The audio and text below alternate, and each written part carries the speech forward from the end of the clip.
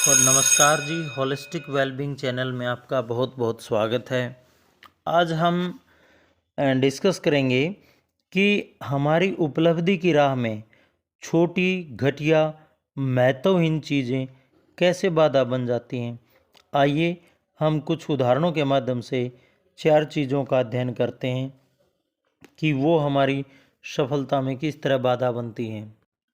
सबसे पहली बात है, अच्छे भाषण के लिए क्या ज़रूरी होता है।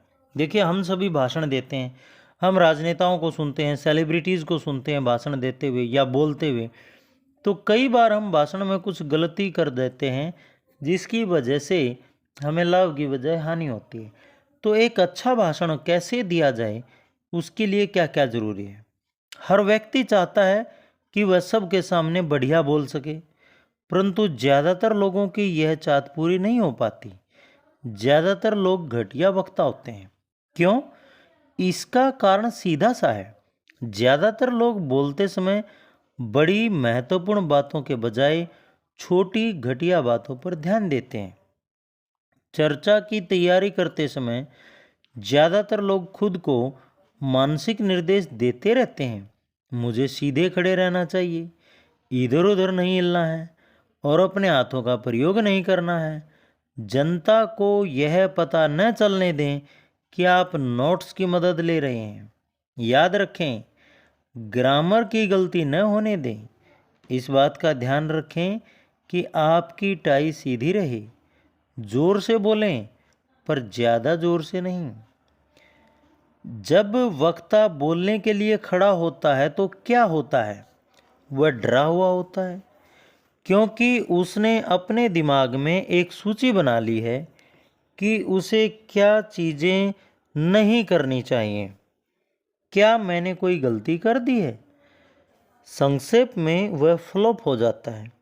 वह इसलिए फ्लॉप होता है क्योंकि उसने एक अच्छे वक्ता के छोटे, घटिया, तुलनात्मक रूप से महत्वहीन गुणों पर ध्यान केंद्रित किया और अच्छे वक्ता के बड़े गुणों पर ध्यान केंद्रित नहीं किया।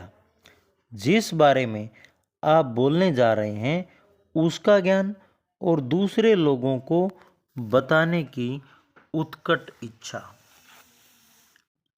नंबर 2, झगड़े की वजह क्या होती है। झगड़ा हमारी उपलब्धि में बाधा होता है। कैसे? कभी आपने खुद से यह सवाल किया है कि आखिर झगड़े की वजह क्या होती है?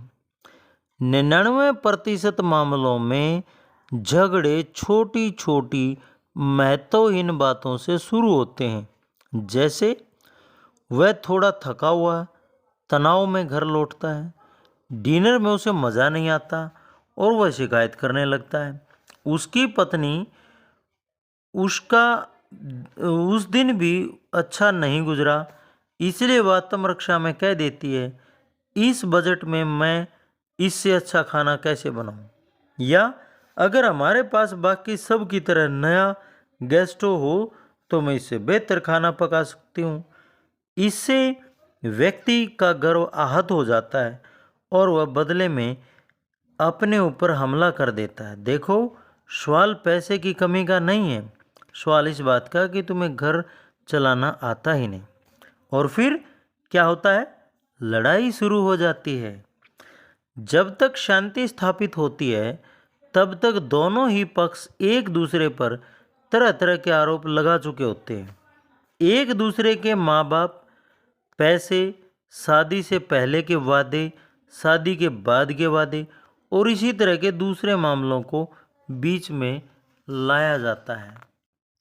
दोनों ही दल युद्ध में तनावग्रस्त और नर्वस होते हैं। दोनों के मतभेद पूरी तरह नहीं सुलझ पाते और दोनों को ही अपनी अगली लड़ाई में इस्तेमाल करने के लिए नए हथियार मिल जाते हैं।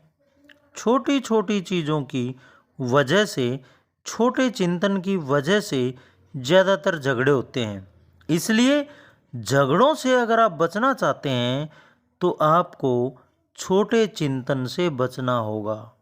यहाँ मैं एक आजमाई हुई तकनीक बता रहा हूँ।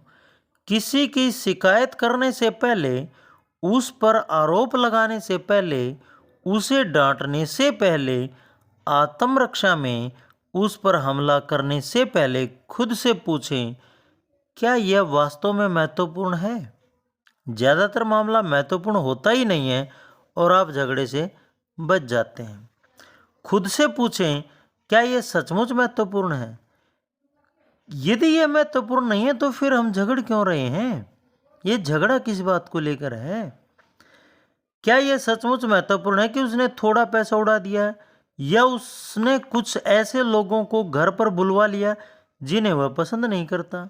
जब आप नकारात्मक क्रिया करने वाले हो तो खुद से पूछें, क्या यह सचमुच महत्वपूर्ण है? इस सवाल में जादू है और यह आपके घर का माहौल सुधार सकता है। यह ऑफिस में भी काम करता है।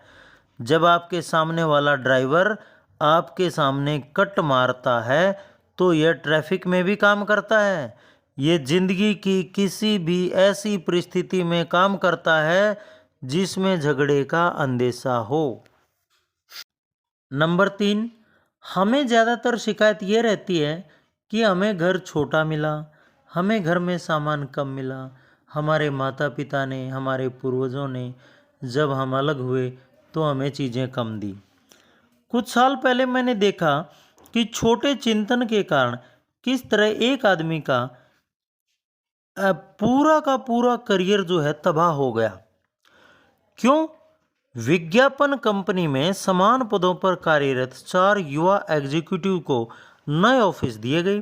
3 ऑफिस तो आकार प्रकार एवं साज सज्जा सब में एक जैसे थे, परंतु एक चौथा ऑफिस थोड़ा छोटा था। वो जब ऑफिस के अंदर वो छोटा ऑफिस बना रहे थे तो उसमें जगह कम बचने के कारण वो छोटा ऑफिस बनाया गया। अब उस व्यक्ति को हमेशा यही कुंठा रहती थी कि मेरा ऑफिस छोटा है, मेरा ऑफिस छोटा है। वह इसी नकारात्मक चिंतन, गुस्सा, कड़वाहट, ईर्ष्या ने उसके दिमाग पर कब्जा कर लिया। उसको लगने लगा कि लोग उसे कम योग्य समझते हैं। परिणाम यह हुआ कि अपने साथी एग्जीक्यूटिव्स के प्रति शत्रुता रखने लगा। सहयोग करने के बजाय वह उनके प्रयासों को विफल करने की कोशिश करने लगा। माहौल बिगड़ता गया। 3 महीने बाद उसका व्यवहार इतना खराब हो गया कि मैनेजमेंट के पास उसे हटाने के सिवा कोई चारा ही नहीं बचा। एक छोटी सी बात पर बुरा मानने के कारण उस व्यक्ति का करियर तबाह हो गया।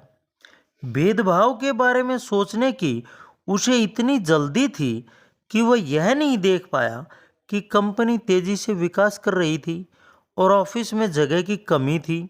उसने यह नहीं सोचा कि जिस एग्जीक्यूटिव्स ने ऑफिस बांटे थे उसे तो यह भी नहीं पता था कि कौन सा ऑफिस छोटा है और कौन सा बड़ा है। तो महत्वहीन बातों पर छोटी सोच से आप आहत हो सकते हैं। जैसे आपका नाम डिपार्टमेंट की सूची में सबसे आखिर में लिख दिया जाए, या आपको ऑफिस के किसी मेमो की चौथी कार्बन कॉपी दी जाए, तो बड़ा सोचें और इन छोटी छोटी बातों का बुरा मानना छोड़ दें। नंबर 4, हकलाने की आदत। यदि हम बोलते हुए हकलाते हैं, तुतलाते हैं, साफ नहीं बोल पाते हैं, तो भी हम सफलता प्राप्त कर सकते हैं। मेरा एक दोस्त भी सेल्स एग्जीक्यूटिव है और वह मजाकिया स्वभाव का है। कुछ महीने पहले मेरे इस मजाकिया दोस्त के पास एक युवक आया और उसने सेल्समैन की नौकरी मांगी। इस युवक को हकलाने की आदत थी और मेरे दोस्त ने फैसला किया कि वह मेरे साथ मजाक कर सकता है। इसलिए मेरे दोस्त ने इस हकलाने वाले उम्मीदवार से कहा कि उसे तो सेल्समैन की ज़रूरत नहीं, परंतु उसके एक दोस्त को एक सेल्समैन की ज़रूरत है। फिर उसने मुझे फ़ोन किया और मुझसे उस युवक की इतनी तारीफ कर दी कि मुझे कहना ही पड़ा, उसे अभी मेरे पास भेज दो। 30 मिनट बाद वह युवक मेरे सामने खड़ा था। उसके 3 शब्द बोलने से पहले ही मैं समझ गया कि मेरे दोस्त ने मेरे पास क्यों भेजा था।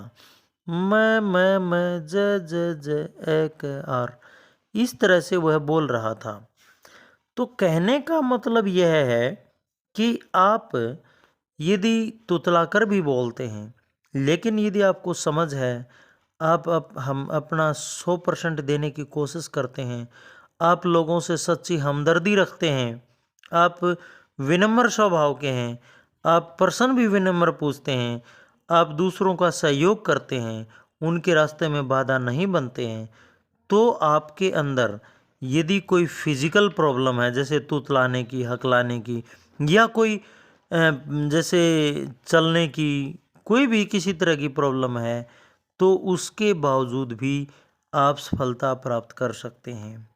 हम आपसे उम्मीद करेंगे कि आप इन चारों कारणों को अपने रास्ते से हटा दें ताकि आप सफल हो जाएं, आपको उपलब्धि मिल जाए। धन्यवाद।